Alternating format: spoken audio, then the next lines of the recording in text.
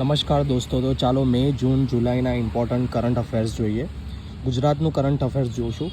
તાજેતરમાં કયા ભારતીય મહિલાને International Day of Women in ડિપ્લોમેસીના દિવસે યુનાઇટેડ નેશન્સ જનરલ એસેમ્બલીમાં શ્રદ્ધાંજલિ આપવામાં આવી હતી? હંસાબેન મહેતા. ક્વેશ્ચન નંબર 2, વડોદરાની મહારાજા સયાજીરાવ યુનિવર્સિટીના પ્રથમ મહિલા કુલપતિ કોણ બન્યા હતા? તો Hansaben Mehta. Science and technology related questions જોઈએ. તાજેતરમાં PRL એટલે કે ફિઝિકલ રિસર્ચ લેબોરેટરી જે અમદાવાદ ખાતે સ્થિત છે તેના દ્વારા શોધવામાં આવેલ કેટરસ એટલે કે ખાડાના નામ જણાવો. રેડ કેટરસ, લાલ કેટરસ, મુર્સલ કેટરસ તેમજ હિલ્સા કેટરસ. ખૂબ જ મહત્ત્વનો પ્રશ્ન છે મિત્રો. નેક્સ્ટ ક્વેશ્ચન છે, તાજેતરમાં PRL દ્વારા લાલ કેટરસ, મુર્સન કેટરસ અને હિલ્સા કેટરસ કયા ગ્રહ પર શોધવામાં આવ્યા હતા? તો આન્સર આવશે મંગળ ગ્રહ. ડિફેન્સ રિલેટેડ ગુજરાતનું કરંટ અફેર્સ જોઈએ. તાજેતરમાં ચર્ચામાં રહેલ સ્વદેશી લાઇટ ટેન્ક જોરાવરનું ગુજરાતના કયા સ્થળે ઉત્પાદન કરવામાં આવી રહ્યું છે? તો સુરતના હજીરા ખાતે. ભારતની સૌથી હળવી સ્વદેશી ટેન્ક જોરાવરને અંદાજિત કયા વર્ષ સુધીમાં ભારતીય સેનામાં સામેલ કરવામાં આવશે? વર્ષ 2027. યોજનાઓ અને અભિયાનો રિલેટેડ કરંટ અફેર્સ જોઈએ તો તાજેતરમાં વન વિભાગ દ્વારા સામાજિક વનીકરણ યોજના હેઠળ માર્ગની બંને બાજુ વૃક્ષારોપણ માટે કઈ યોજના શરૂ કરી? હરિત વન પથ વાવેતર. તાજેતરમાં ગુજરાત સરકાર દ્વારા 21મા શાળા પ્રવેશોત્સવની શરૂઆત ક્યાંથી કરવામાં આવી? ડાંગ જિલ્લાના બિલિયાંબા ગામથી.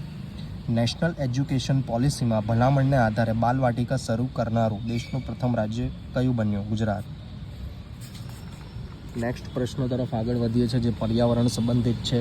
તાજેતરમાં Green Rating for Integrated Habitat Assessment ગ્રીહા દ્વારા કોને ગ્રીન બિલ્ડિંગ એવોર્ડ આપવામાં આવ્યો? તો ગરવી ગુજરાત ભવન, ન્યૂ દિલ્હી. આ મોસ્ટ ઇમ્પોર્ટન્ટ પ્રશ્નો છે મિત્રો. અર્થતંત્રના કરંટ અફેર્સ જોઈએ તો તાજેતરમાં ગિફ્ટ સિટી ખાતે કઈ કંપનીના સહયોગથી artificial intelligence centre of excellence શરૂ કરાશે? માઇક્રોસોફ્ટ. આ પ્રશ્ન સાયન્સ એન્ડ ટેકનોલોજી અને અર્થતંત્ર બંને સાથે સંબંધિત છે. નેક્સ્ટ ટોપિક છે આર્ટ એન્ડ કલ્ચર. હાલમાં યુનેસ્કો દ્વારા ગુજરાતના કયા મ્યુઝિયમને પ્રિક્સ વર્સેલ્સ એવોર્ડ આપવામાં આવ્યો છે? સ્મૃતિ ભવન ભૂકંપ સ્મારક, ભુજ. તાજેતરમાં અષાઢી સુદ બીજના રોજ ભગવાન જગન્નાથની કેટલામી રથયાત્રાનું આયોજન કરવામાં આવ્યું હતું? 147મી.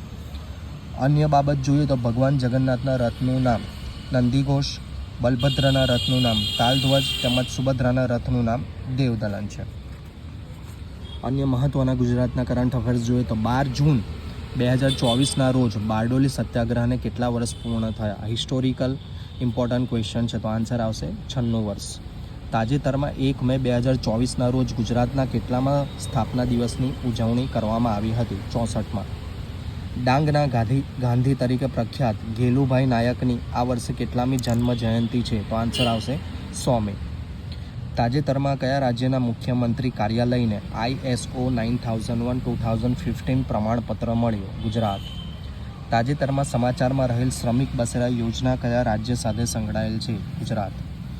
30 જૂન 2024ના રોજ આકાશવાણીનું સંસ્કૃત બુલેટિન પોતાના પ્રસારણના 50 વર્ષ પૂર્ણ કર્યા તેને કયા વર્ષમાં શરૂ કરવામાં આવ્યો હતો? 1974. 10મા આંતરરાષ્ટ્રીય યોગ દિવસની ઉજવણી ગુજરાત કક્ષાએ કયા વર્ષમાં કરવામાં આવી હતી? નળાબેટ. કન્યા કેળવણીને પ્રોત્સાહન આપવા ગુજરાત સરકારે કઈ યોજના શરૂ કરી છે? નમો લક્ષ્મી અને નમો સરસ્વતી. તો આ પ્રકારના કરંટ અફેર્સ મેળવવા માટે અમારી ચેનલને સબસ્ક્રાઈબ કરી દો અને હા, જરૂરિયાતમંદ સુધી શેર કરવાનું ન ભૂલતા.